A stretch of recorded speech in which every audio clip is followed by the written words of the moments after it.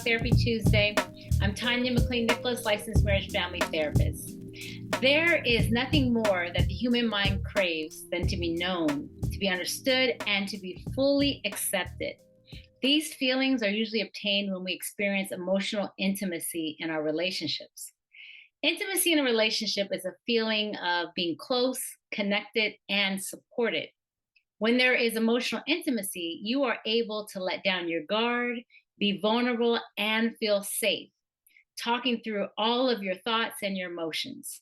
So let's talk about some of the difficulties in creating emotional intimacy and ways you can deepen your emotional connection with your partner.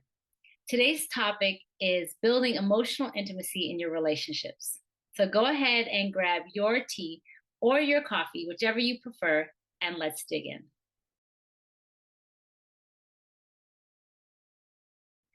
What is emotional intimacy? Some people hear the words and assume it's something you feel after being physical or they associate it to sex. Intimacy, it's a closeness that involves a mixing of our bodies, our hearts, our minds, and even our spirits.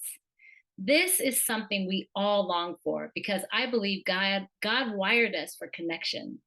Emotional intimacy is the foundation of all healthy relationships.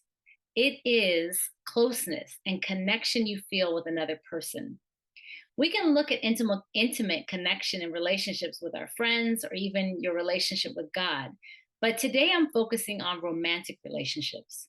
It's the feeling of being heard, being seen, and even being appreciated by your partner. When you reach this level of emotional intimacy, trust, and security, it's built in the relationship. Emotional intimacy is something that is built over time, and you begin to share all the different parts of you, your values, the things that you want out of life, your hopes, your dreams, and even your fears. The safer a person feels in sharing their inner world with someone, and especially the parts of them they struggle with the most, without the fear of judgment, the more vulnerable they're going to become, the more connected they are, the more likely each person can truly be themselves. Being this vulnerable can be really, really scary, especially if it's something that you're not used to, or if you have a past history of being hurt in a relationship. But without emotional intimacy and vulnerability, you pose the risk of feeling really empty in your relationship.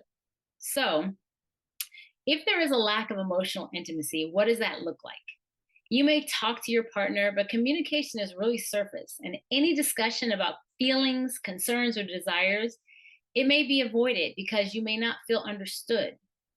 There's the lack of physical closeness and affection that's usually desired.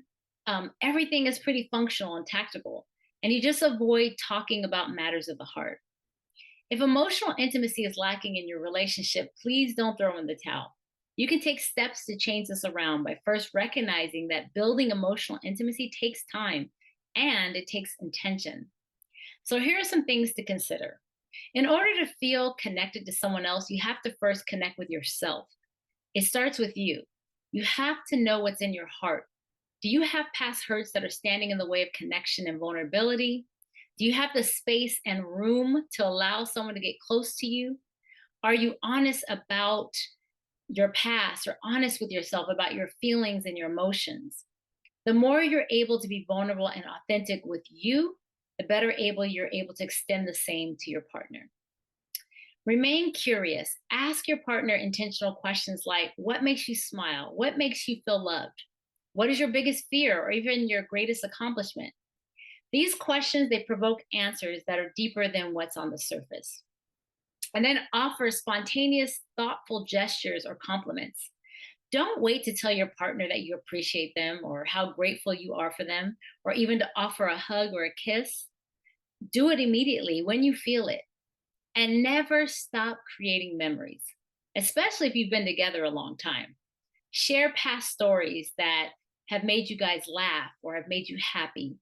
Make time to experience new adventures or even visit new places. And instead of taking part in the same old activities, mix it up a bit.